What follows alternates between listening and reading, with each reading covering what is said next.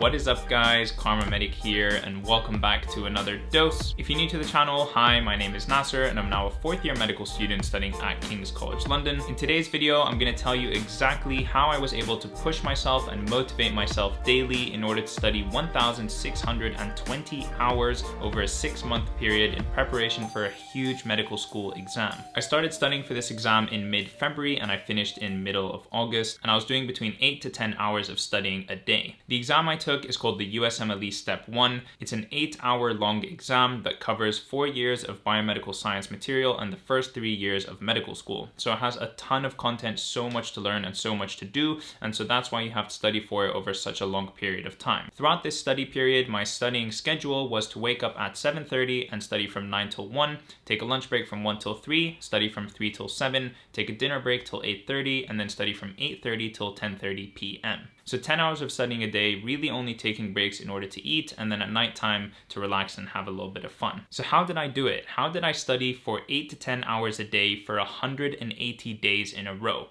Here's how. The first thing that you need, and honestly there is no way around this, you need a very strict studying schedule. I'm talking about a rigid studying schedule, like this has to be made out of stainless steel. If you've got thousands of pages of reading to do, a couple thousand questions, and hundreds of hours of videos to watch, you have to be very efficient with your time. And the best way to do this is to know exactly how your time is being spent and what you want to dedicate your time to. I've spoken about my personal 4-hour study block method in previous videos, but honestly it doesn't matter how you study or how you choose to break up your time throughout the day. Just have a set number of hours that you want to dedicate towards studying and towards learning, and make sure that they get met. The key to studying for such a huge exam or working on a project of this scale is consistency, and having a studying schedule helps you maintain that consistency over long periods of time, because there's no point in working really hard on one day and then doing nothing the next day or taking a long break. You have to be able to do a good amount of work consistently.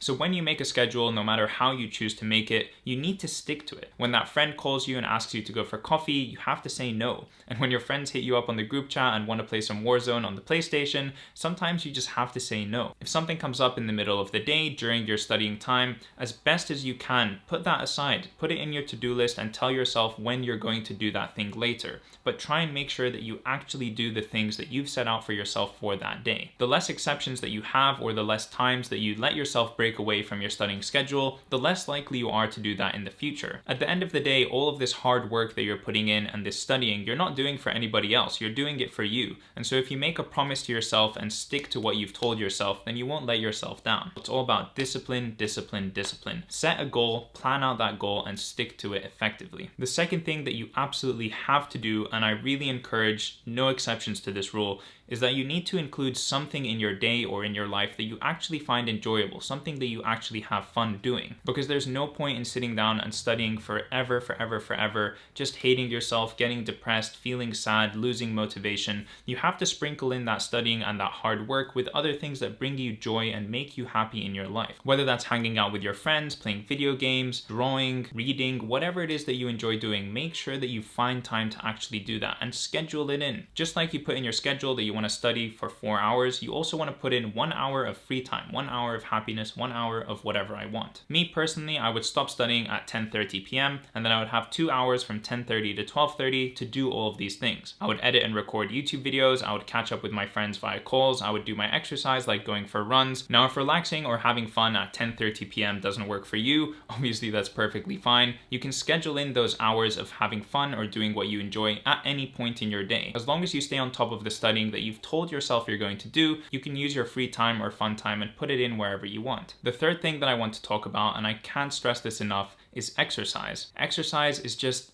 it's such an incredible way of having a reset in your day, of creating a blank slate in your mind, of sort of getting all of that stress and tension that you have in your body and releasing it. Any way that you can physically exert yourself is going to be a good way of relieving stress. Whether that's going on long runs or going to the gym, or even something as simple as jogging or walking around your block. Any way that you can physically exert yourself and get yourself moving and sweating, this is all scientifically proven to help improve your mental health, help improve your mood, and it will actually help you when you sit down to study because you'll be in a better headspace. During this really long studying period, I became very serious about running, and I would run somewhere between 7 and 10 kilometers every 2 to 3 days or so, and I can't state the positive impact that it had on my life, that it had on my studying, and I can honestly say that if I didn't do all of that running, I don't think I would have been able to study for that long. Along with doing regular exercise comes healthy eating. I'm not going to go into too much detail about that in this video. I do have a couple of videos about cooking up on my channel if you would like to check them out. Healthy body, healthy mind. It's a very true statement. Okay, now let's talk about managing your stress appropriately. Now, I don't want to tell you guys how to manage your stress. Everybody is different and everybody manages their stress in their own way. But the important part about this section is to learn how to identify when you're stressed and learn what works best for you in order to be able to cope and deal with that stress. Whether you deal with your stress more in an emotional way and you want to talk it out and call your friends or your family, or you deal with it in a more practical way and you create to-do lists and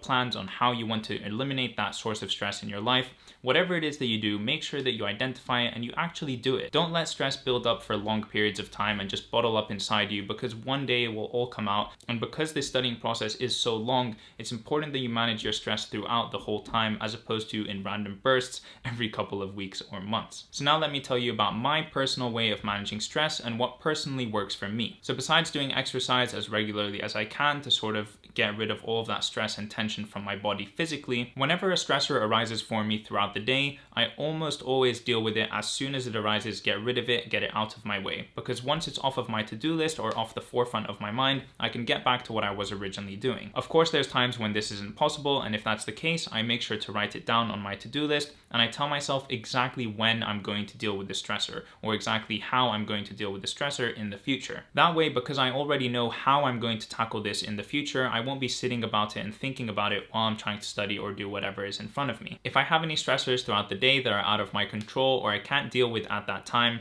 then I will physically envision taking that stressor in my head and moving it into my 10-minute box. Now, my 10-minute box is this thing that I came up with probably when I started university, and it's this idea that I take these stressors that are bothering me and I move them to a separate part of my brain and I close them off in a box so that I don't think about them at this current time. At the end of each day, I give myself exactly 10 minutes to think about these stressors, process the emotions that are associated with them, and figure out a plan for how I'm going to eliminate them in my life. And although this sounds kind of weird, it's something that works for me, and what I will usually do is actually set a 10-minute timer on my phone so that I don't spend any longer than 10 minutes thinking about all of these negative things in my life. When those 10 minutes are over, hopefully I have a plan for how I'm going to deal with that stress, which I've probably written down on a to-do list or something like that. And if not, then I will just put them back in that box, close up that box, and deal with it tomorrow. Now, the reason that I do this is because these types of stressors, these really big overarching stressors, are usually ones that are completely out of my control. And I don't like to spend my time or waste my time thinking about things or stressing about things that are out of my control. Obviously, because I can't change them even if I wanted to. That's just what works for me, and I encourage you guys to find whatever stress management plan works for you and use that as often as possible. Now, moving on to something else that I think is really, really important and is probably half the battle when it comes to tackling such a huge project or studying period like this, is your mindset. So your mindset is how you think about the task that you're actually doing, your motivations, your worries,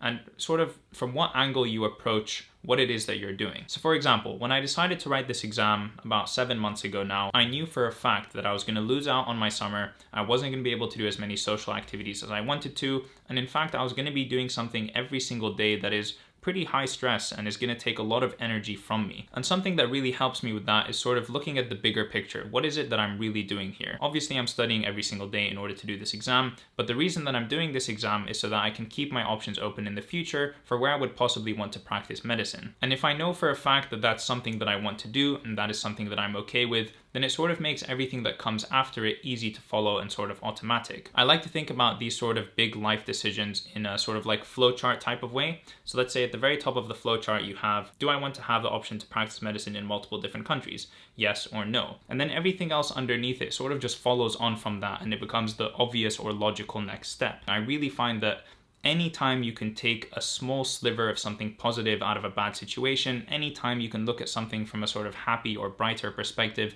it helps so much for just your mood, your mental health, and generally tackling these really big projects. I try and always look for the positive in whatever it is that I'm doing, as long as I've already satisfied that higher order decision and I've told myself this is actually what I do want to do. I feel like that might have been a little bit confusing and not made the most sense. If you want anything clarified, let me know in a comment down below. All right, and the last point that I want to mention in this video is about focusing on the task that is directly in front of you. So when I think about this exam and I think about the fact that I have to study for 6 months, that is super overwhelming. When I think about the fact that then I had to get through both of these super dense and heavy books, then I had to do thousands of practice questions, listen to hundreds of hours of videos, and make all kinds of long booklets of notes. That is very, very overwhelming, and rightfully so. It is a huge project to tackle. So every single day when I woke up or every night before I went to sleep, I made a plan of directly what I wanted to do over the next 24 hours or over the next 12 hours, 6 hours, 1 hour, 30 minutes, whatever it is. I find that the best way to actually start doing something is to break it down into all of its smaller tasks, into all of its smaller parts. And then those small parts are so manageable. They're so simple and easy. For example, if I want to do 20 pages of reading in a day, I'll tell myself, okay, how about I complete the first 5 pages of reading in the next hour? Once I finish that hour, I can say, all right, now let me complete 5 pages of reading in the next hour. And that way, I'm always focused on directly what I need to do in the next period of time that's ahead of me, as opposed to thinking about the bigger picture, which can sometimes really stress me out or cause me to, think about everything and make me overwhelmed, which I just didn't need at the time. So for me, I usually think about these smaller blocks in terms of 4-hour blocks, but you can be as small and as specific as you want. And the smaller and more specific you go, the more manageable and easy or simple those tasks are to complete. And every time you complete a task, every time you do something that you told yourself you were gonna do, please tick that off of some list. Physically ticking off tasks that you need to do is such a good feeling. If you cross out something you had on your to-do list, this is genuinely a good feeling that helps motivate you, helps you see how much work you have done and how much work is still ahead of you. So I would encourage you, however it is that you want to visualize the fact that you are doing work, the fact that you are completing objectives that you've set for yourself, just do it in some way. Staying motivated and studying so intensely for such a long period of time is something that honestly was very hard for me to do, and I'm sure other students find it hard to do as well, so I hope that this video has helped you in some way, shape, or form. If you did like the video, please do leave a like on it and also subscribe to my channel to see more content from me in the future. If you've got any questions for me, you can leave them in a comment down below and I'll get back to you as soon as I can. If there's any one of the topics that I discussed in this video which you'd like me to go into more detail in the future, please also let me know down below. Best of luck in whatever exam or project you're preparing for. I hope you do really well, and I will see you in the next one. Peace.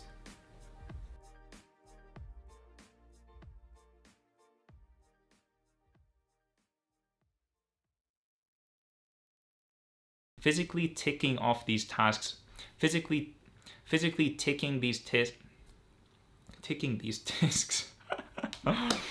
That's the blooper for this video.